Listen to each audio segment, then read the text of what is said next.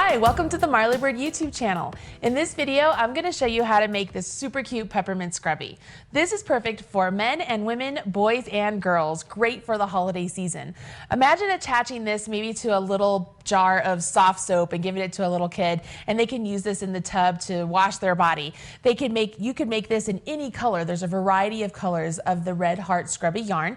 As a matter of fact, I'm going to make mine today out of the blue and white colors because it'll match my mom's kitchen perfectly, and I'm going to give it to her as a present to say thank you for allowing me to use her house as the backdrop for all of my holiday videos.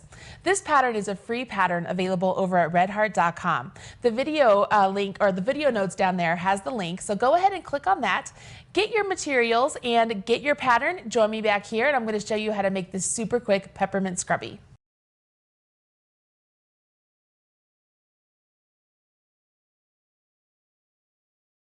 Okay, you have your pattern and your materials. Let's go ahead and jump in and get started on this really cute scrubby. As you look down here, you can see that this scrubby is essentially just one big circle, changing colors every 2 rows.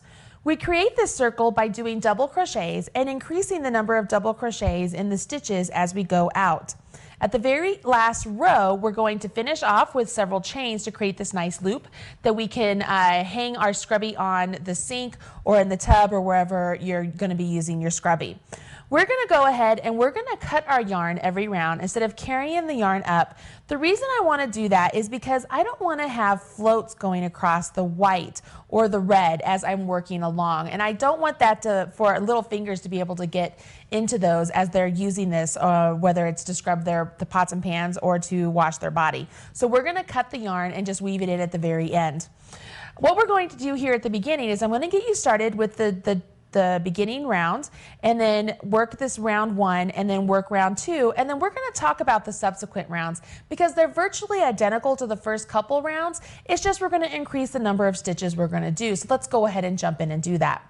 I'm going to move this cute little scrubby aside, and I'm going to go ahead and I'm going to grab my blue color, which I'm using in place of the red. I'm going to start off with a slip knot, and I'm going to put that directly onto my hook. Now, I am using a size hook that's larger than suggested in the pattern because I feel like it's easier for you to see the stitches as that may be in this video. It's already difficult to see the stitches with this yarn because it has this really great eyelash effect to it. This yarn is fantastic for dishcloths, which is why Red Heart called it scrubby, but it's a little bit tricky to work into. You have to use your fingertips to really find the stitches and then kind of let your eyes kind of focus out. You have to disregard all the eyelashes and find the holes where you're going to be putting your hook. It's really not as difficult as it sounds once you get going, but it's hard to show you on camera, so I'll talk you through as best I can. Once I have my slip knot on my hook, I can go ahead and I can begin with my chain 4. 1, 2, 3, 4. And then I'm going to join with the slip knot into the very first chain. Now already it looks like a hot mess, right? It's hard to get in to find where that stitch is. But I can feel right here, there's my slip knot, and I can see if I let my eyes kind of fade out, or unfocus I should say, and not see the eyelash, I can see that that's where I want to put my hook. So I'm going to put my hook right there, and I'm going to join with a slip stitch, which is just yarn over and pull through the chain and the loop that's on my hook. What I have here is I actually have a ring. I have a ring right there. My finger, I'm trying to put my finger through it. Can you see? There we are. So I have a ring that I'm going to begin working into. So with round 1, it says with color A, which is what I'm using, I'm going to chain 3. So 1, 2, 3. And that counts as a double crochet. What I like to do is use these stitch markers and put those where I know the last chain of my beginning chain is, because I know that that's what I'm going to be working into when I come back and finish the round. So I'm putting my marker into the 3rd chain I just created, and I know that that is the chain that's right behind the loop that's on my hook. So I've put my marker into the 3rd chain, and I'm going to go ahead and I'm going to work 11 more double crochets into my ring. So you can see I'm putting my hook directly into that whole ring, that big space. And I'm going to go ahead, I'm going to do 11 double crochets. So there's 1, 2, you don't want to see me count 11 double crochets, do you? Go ahead and finish your 11 double crochets. Join me back here, and I'm going to show you how to finish off the end of round 1, changing to color 2, okay?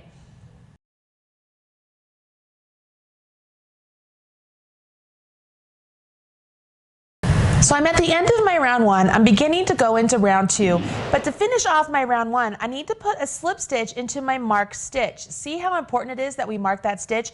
Makes it so much easier to know that that is the 3rd chain of my beginning chain 3. So instead of yarning over with my yarn that's on my working yarn, I'm going to go ahead and I'm going to cut my working yarn, leaving at least 4 to 6 inches because it makes it easier to weave in the ends later. And I'm going to grab my second color, which I'm going to use the white, as I said earlier. And what's going to happen here is I'm going to yarn over with my white, pull through the stitch that I just went into, and then pull that white through the loop that's on my hook. Now what I've done is I've joined for the round and I have my new color on my hook. So I don't have any color bleeds or anything like that to worry about. It just makes it look really nice. So that's how we're going to change colors at the end of every single round for this peppermint. Okay, so we're going to change colors and we'll move on to round 2. I'm going to go ahead, I'm going to chain 3, 1, 2, 3. And at this point I can move my marker up and put it into the 3rd chain, or I can grab a new marker, and that's what I'm going to do, and I'm going to tell you why here in just a second. I'm grabbing a new marker, I'm putting it into the 3rd chain of my turning chain and marking it, so I know that that's where I'm going to work into at the end of the round. And the reason I didn't undo this particular marker is because what I need to do now is I'm going to put a double crochet into the same stitch that I joined into. So knowing that this marker is marking that stitch, it allows me to easily find that stitch, right? So that's why I didn't move my marker. So I'm going to go ahead and I'm going to work my double crochet.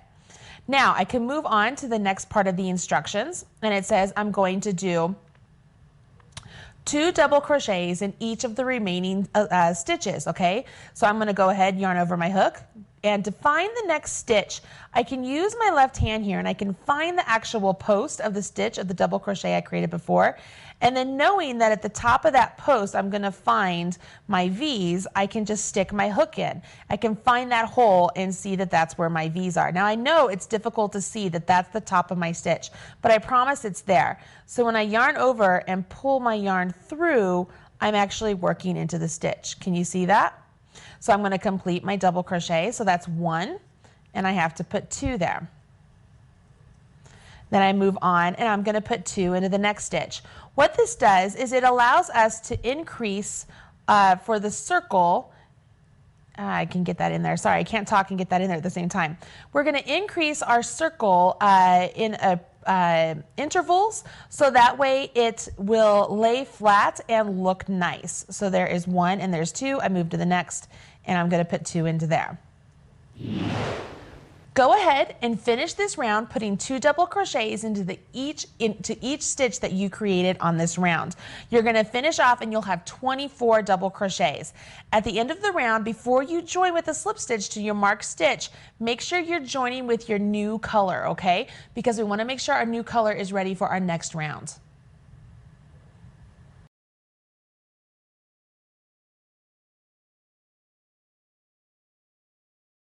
All right, so you finished round 2. Let's go ahead and begin round 3. As you look down here, you can see I've gone ahead and I've joined with my slip stitch, and I went ahead and I changed to my new color just like you should have. So we're beginning round 3. So for round 3, I'm going to go ahead and chain 3, use my stitch marker and place it into the 3rd chain that I just created.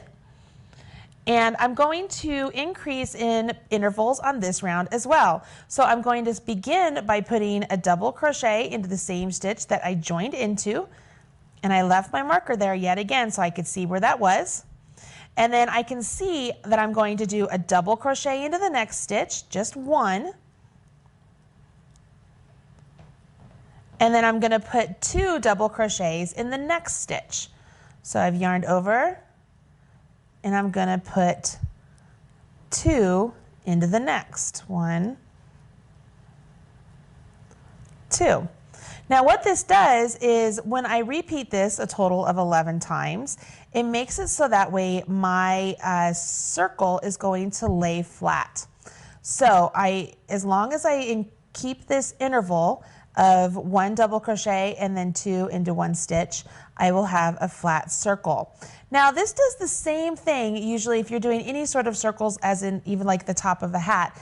But for this particular pattern, she changes it up after this round. So I'm going to set my sample aside and we're gonna pull in the pattern. And I want to show you that we've done round 1, round 2, round 3, and round 4, we're able to complete this circle, but we aren't gonna increase with just 12 stitches. And the reason is the designer has written the instructions so that you have more increases. So if you're used to making just a regular old hat where you would do regular intervals, where on round 3 we did 2 doubles, and then a double, and then 2 doubles, and then a double, and then 2 doubles. On round 4, you typically would think we would have just a double crochet next to each of the 2 doubles, which is not the case. Round 4, if we read through it, it says that you begin with your chain 3, and then you have a double crochet in the same stitch, and then 2 double crochets in the next stitch. So right there we have 4 double crochets, right? And then it says double crochet in the next stitch, so there's 1, 2 double crochets in the next stitch, so there's 2 more, and double crochet in the next stitch, so there's 4. Now you're going to repeat that last section 11 times. So it would be 2 double crochets in one stitch, a double crochet in the next stitch, which is just like what we did with round 3. What's going to happen here is we're going to end up with more than just an increase of 12 stitches. You'll end up with 60 stitches. And she does something very similar for round 5, and then round 6, and round 7, so on and so forth. So as long as you follow the instructions, you'll be able to complete this beautiful peppermint scrubby with no problem. Because you know how to do double crochets and you understand how to do 2 double crochets into one stitch, because we just did that, you're not going to have any problem with the rest of this pattern through round 7. The one thing I do want to point out is at the end of round 7, when you join with your slip stitch, you do not want to finish off your work. You're going to go ahead, you're going to chain 12 stitches and put a slip stitch directly into the slip stitch that you did before to create this nice little loop. That's when you'll finish off working with this particular yarn, okay? Once you have that done, your peppermint scrubby is complete. And I know you're gonna wanna make one in every color available of the scrubby yarn, which is available over at redheart.com, as well as this free pattern and all the other Marley Bird YouTube videos. I hope you enjoyed this video, and you will go ahead and smash that like button, as my kids say. Make sure you hit that thumbs up and come back and join me for more videos on how to use this beautiful scrubby yarn. Talk to you soon. Bye-bye.